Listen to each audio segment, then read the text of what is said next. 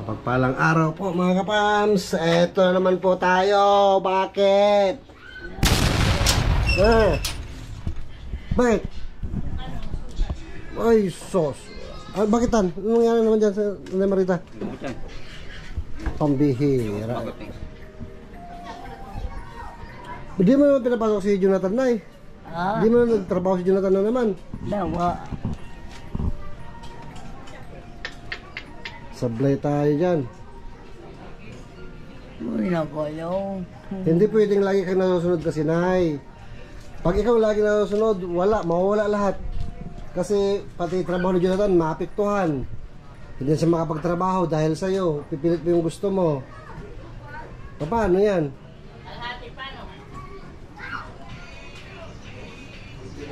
Tigas ng ulo na Nanay Marita, no?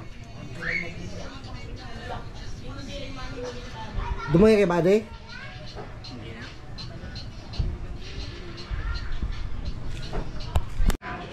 Papacheck up sana yan. Kasi namamagayin pa. Kasi yung binibigay nyo, huwag na kayong magbigay ko yan, okay na yun.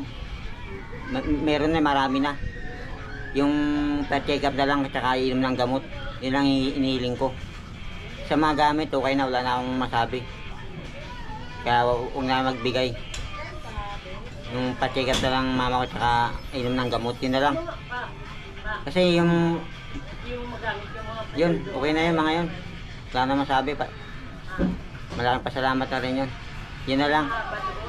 Kasi namamanas eh. Walang iniinom na gamot tsaka hindi na pa-check up. Talaga sa kasusok drinks yan. Tsaka hindi na naiinom ng gamot eh. Kahit na maggamot yun natin, kung nag-iinom ng soft drinks, nag-milk tea, wala rin silbi yun. Oo nga eh. Useless lahat, kahit na bilan ng gamot. Kung ganyan din na soft drinks si Nanay Marita, wala rin. Napakatagal na sinasabi, di ba? Na huwag painom ng soft drinks, huwag painom ng milk tea. Sabi mo naman, makulit si Nanay, siya nagpapabili. Ano natin, magawa dyan, kahit ipa-check up yan, ipagamot, magbili tayong gamot, kung ganyan din naman na siya nasusunod, bali wala rin. Maging dahilan natin para pagamot si Nanay. Kung siya rin pala masusunod, di ba?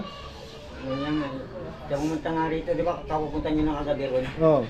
Sabi ko kapupunta lang nila dito eh. Tapos wala ko na naman dito nang pupunta yan. Ayan, pumunta na naman dito. Akala ko doon sa may tambayan namin sa milk tea. Ayaw niya. Doon pa lang pwede na magtambay doon eh. Napalayo pa. Hindi ka tuloy nakapasok. O hindi yan oh. Sinunod ko. Dalawang umiyak na yan eh, nagalit. Sabi nung binigyan mo ng lupa, yung may halaman nagbigay. Nandun. O na daw pagalitan. Wala akong kasalanan, nagagalit. Ay nako. Tapos iiyak, galit. May mga nagsasabi nga sa amin kayo na nag-aaway daw kayo mag-ina. Yun nga, gusto pala ikot-ikot na naman. Hindi ka ayaw pagkatrabahuin. Yan yun, yung may bigay ng halaman yun. Yung doon sa may bibili natin lupa, yun nag-message sa inyo siguro. Siguro. Pero yun nga dahilan, kasi gusto niya mag-ikot na naman. Nandun nga ganina dyan. Ayaw niya magtrabaho ka.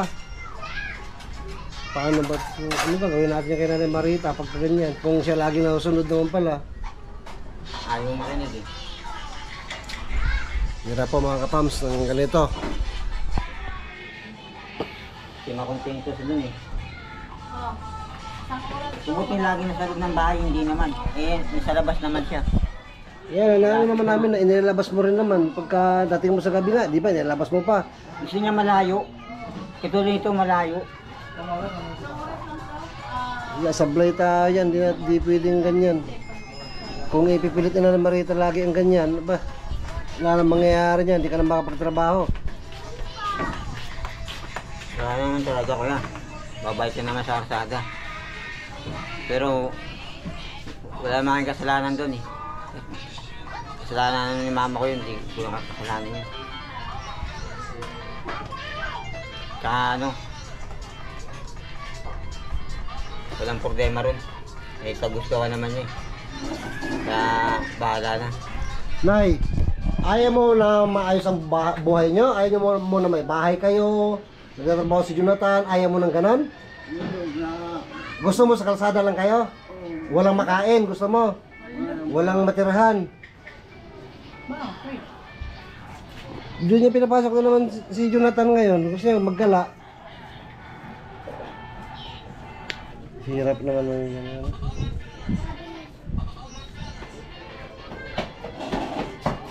Hirap naman ang sitwasyon mo, Jo. Mahirap nga eh. Hindi mo yung buhay dun. Pagdating dun, hindi pwede hindi maligo. Araw-araw ligo. Matalang sila, hindi ko naman nakita naliligo ron. Ako lagi naliligo ron, hindi ko naman sila nakita naliligo. Pagdating sa bahay, dyan pa si Nanay Marita. Oo nga eh. Alagain mo pa, siyempre, wala may bang mag-aalaga. Ibalo na kung di ako maliligo sana dun eh. Kahit ako laban akong kahit anong hirap eh. Kasi pagdating dun, ligo na naman ako eh. Ano, overacting? Eh, maglilinis ka pa, tapos maliligo ka, marurumihan ka rin. O, wala rin ligo mong linis. Nagpapagod lang ako rin, yung natural yun eh. Tapos maliligo pa. Hindi man ako hindi ko sinasabi sa'yo. Hindi man ako sinasama nila eh. Andun lang ako kahapon eh. Umalis sila, hindi nila ako sinasama. Andun lang ako. Oh, ba't kailangan pa maligo? Naglilinis lang naman ako ng bahay dun. Ugas ng pinggan. Inutos ako, sumusunod ako. Ba't maliligo pa ako? Tsaka hindi naman nila ako sinasama. Sila Damulag, tsaka si Bong ang kasama. Nandun na si Bong, pangatlo na siguro. Oh. Si Damulag, sumasama. Ako, sinakalaan yun, sumama ako kila ano. Kasi may sakit konti si Kuya. Ang magaling na, wala. Hindi na ako nasama. Ano nangyari? Yung lutoan. Diba, sabi mo, ilipat ko gabi. Nilipat ko, nagluto ko. Kinapa ako. Umiinit nga. Kasi sa mesang plastic natin na pakatang na. Oo. Kaya nilipat mo sa hindi plastic. Masusunog. Iinit kasi yung lutuan na yan. Baka masunog yung plastic na mesa. Sayang. Buti naman, napansin mo agad. Hindi po ko. Bukas, ano? Oo, bukas huli ako. Pasok ka. Kaya mo si Nanay, si Nanay Marita po kasi mga kapam, sumusumpong-sumpong. Yung kakulitan niya, alam naman po natin, basta may sakit kasi, medyo Ginusto niya eh. ginusto niya, sabi nga po ni Jonathan. Maigsi ang pasensya pagka may naramdaman ang tao kasi. Dalawa na nagalit yan eh. Umiyak ulit. Dalawang beses na. Kahapon, nag-away ulit kayo, tapos kanina nag-away ulit kayo. Oo. Dahil nga yan, nagtatantrums po si Nanay Marita. Yun nga po ang dapat si Nanay Marita is mapacheck up po talaga. May No? gamot. Tapos wag na uminom ng ano, yung coke tsaka milk tea. Wag Sinabi naman niya eh. Payag na siya no. Kasi nakita naman po, ano na po kasi mga kapams, lumalala na yung paa niya, namamanas. Lumalaki yan, tapos ano yan. Susugat na. Eh, kung kami lang naman, wala po tayong pampacheck up. Di po namin kaya. Sila po yan, hindi pang pupunta. Sabi, pupunta raw. Kuya.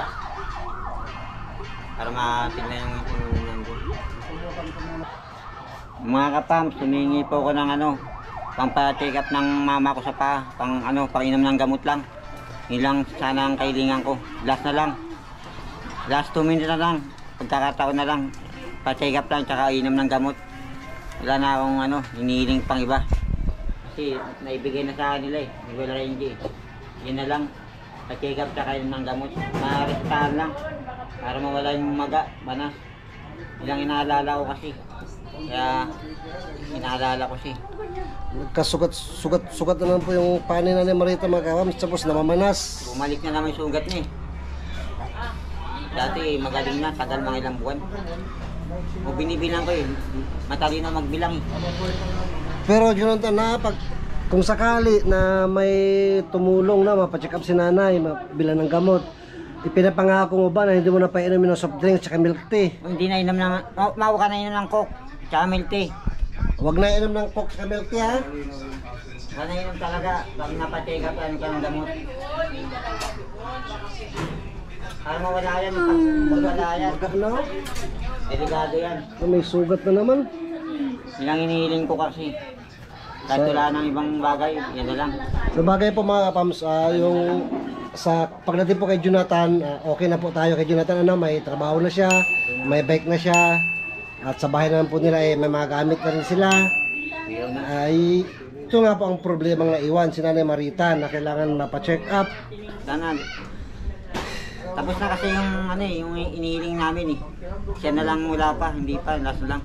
Kung natatandaan niyo po sa mga nakarang vlog, tinanong ko kay Jonathan asan na yung reseta na dati binibiling gamot sa kay Nanay Marita, nangawala na raw po. Tagal na, ilang buwan na. Ilang buwan na, kaya kailangan mapacheck up ulit si Nanay kahit sa tala lang siguro. Nainom ng gamot lang. Para alam natin kung anong gamot ang kailangan ni Nanay Marita. Siya huwag nainom ng milk tsako. Kasi pag hindi walang umiinom eh. Ganyan nangyayari. Hindi na nakakaiga sa ano yan, ipapag. Diyan na natutulog yan. Kahit dun sa isang wheelchair. Wala na, hindi ko na nililipat eh. Bakit? Ayaw niya ata, tsaka masikip, tsaka parang mabigat na eh. Mabigat na si Nanay? O bumigat na. Tumaba kasi, no? Oo. Eh dati, nalilipat ko. Tumaba, tsaka namanas talaga. Yung kila Jenny pa doon sa kabila, hindi masyado eh. Kunti lang. Ngayon, hindi mo na kaya. O, biglang nagbago ng kunti. Tingnan po kasi si Nanay Marita mga kapamas mataba. Ano po, samantalang si Jonathan ang payat. Kaya mahirap po. Ayun po si Nanay Marita mga kapamas, at taba. Mataba po talaga si Nanay Marita, samantalang si Jonathan payat. Kaya paano? Hirap po talaga. Kaya hindi naman gano'ng malakas kumain ng kanin yan. Paano, Mahina na. paano tataba ng ganyan yan? Dati, hindi manas yan, kaya hindi stroke. Malakas kumain ng kanin yan. Oo, tsaka medyo mataba. Ba't ngayon? Kung kailan mahina na siya kumain ng kanin tsaka sa bigat, tumaba. Kaya nga baliktad eh. Basta paa niya lang ata nangyayari yan eh. Kung Pwede walang rin, ganyan, wala naman. pwede rin sa paalang niya yan, taba niya. Tumaba, Kaya bumigat. may sugat pa. Meron pa nga ako dito, malapad pa eh. Ayan o. Sumama kasi ang kulit eh. Sinabihan ko na kasi yun eh. Malapad yan. Hindi nakikinig sa akin eh. Nagagalit eh. Nasabihan ko na. Ayaw makinig. Hirap po, Pams, ng sitwasyon ni Jonathan, sa totoo lang po. Naiipit siya sa yung obligasyon niya sa nanay niya at saka yung obligasyon niya para sa sarili niya, yung pagtatrabaho niya, pagsisikap niya.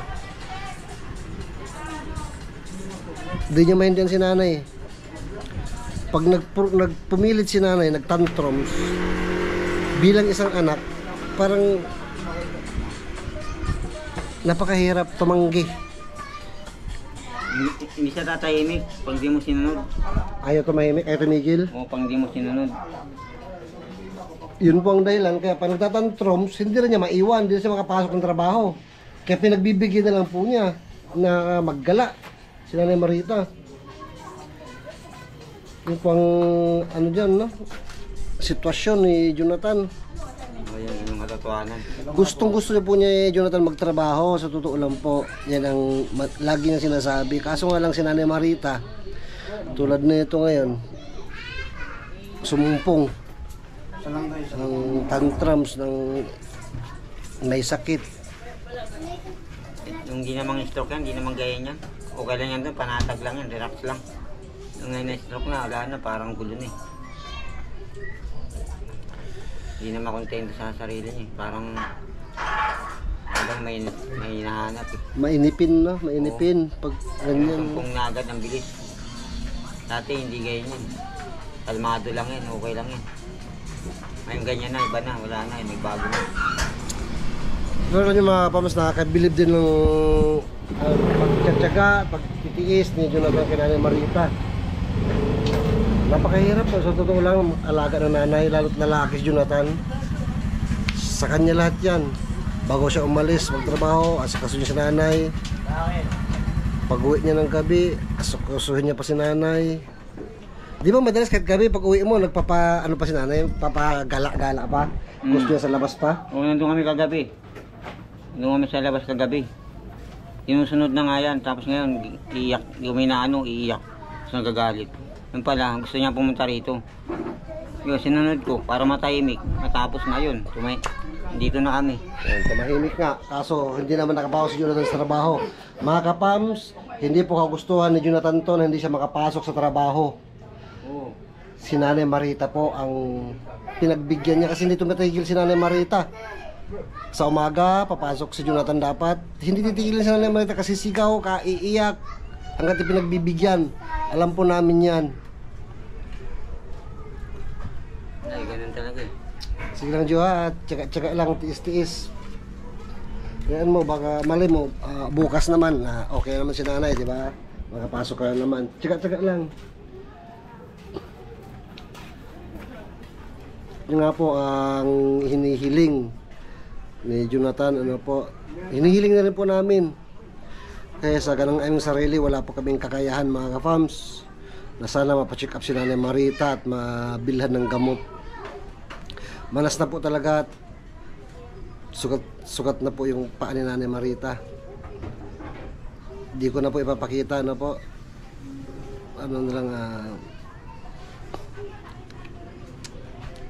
gano'n nakatagal yung mga sugat-sugat ni Nanay Marita sa paa niya? Yung sarsada pa kami yan. Yung nagsimula dun sa dulo. Tapos hanggang yung sa kasada na kami konti. Tama dun. Dun sa Milte. Tapos andyan na kami. Dun yan nangyari. Ibig sabihin may isang buwan na, no? O mag-isang buwan na ata yan. Kaya ganyan na po. May mga ano na po. Dumadami na, no? Dumadami na. Bumalik nga. Kaya kailangan talaga mapagamot, mapacheck up, tsaka mabilhan ng makakuha ng reseta, Oo, tama. mabilhan ng gamot. Kasi nung kina kuya, nakakainom ng gamot yan eh. Kahit pa paano eh. Yung gumaling yan. Yan, wala na eh. Walang iinom ng gamot.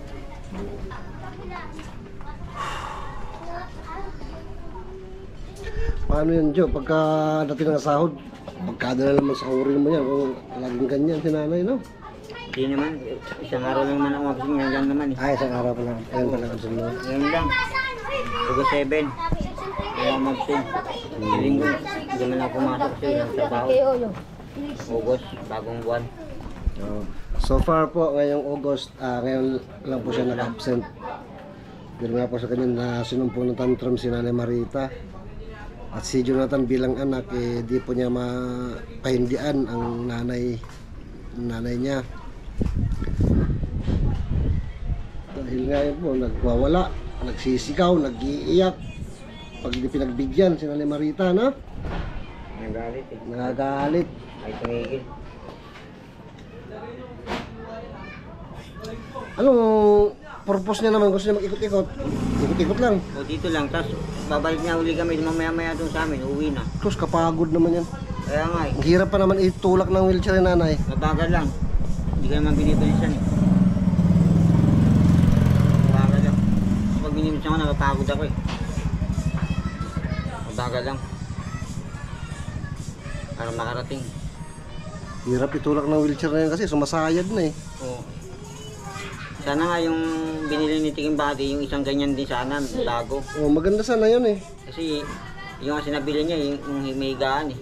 Kasi medyo malaki-laki yun eh. Bago pa kasi, andyan na nabili na eh. Ito mo yun, andun lang, parang hindi ganun nagagamit. Naka-stock lang. Eh pag ganyan binili, hindi nagagamit, papalitan na. Sana ganun binili ni Tiking Body. Para ano eh, medyo mura pa. Mas maganda kasi yun, Jo, para makikaya si Nanay Marita doon. Sana. Kaya nga, kaso maliit yung ano, yung parang lagayan, Masikip. masikip. Mas malapad to kung ganito. Oo, mas malaki yan. Si Buddy kasi sabi, bago pa raw, hindi pa nahuunat. Magkaiba talaga sila eh, masikip talaga. May higaan lang. Kasi dapat ganyan binili ni Tiking Body para okay, mapalitan ng bago. Ganyan na ganyan doon, sa may ano, butika parang sa Kiko pati nakita ko. Kasi yung medyo mahal kasi wala na, dyan na nabili na eh. Hindi ko sinabi agad, kaya hindi niya nagtanong eh. Maganda sana piliin niya kaso medyo maliit yung butas. Hindi ganong kakasya. Mas malapad to, malapad tong ganito. Oo. Bago pa.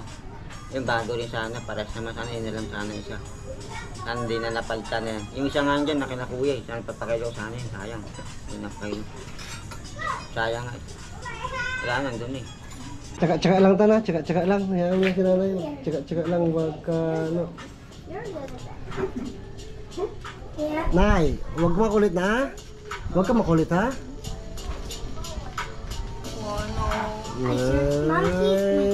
Oo, tawa, huwag naiyak. Basta huwag na makulit, ha? I first monkey at the Huwag ipilit ko anong gusto, ha?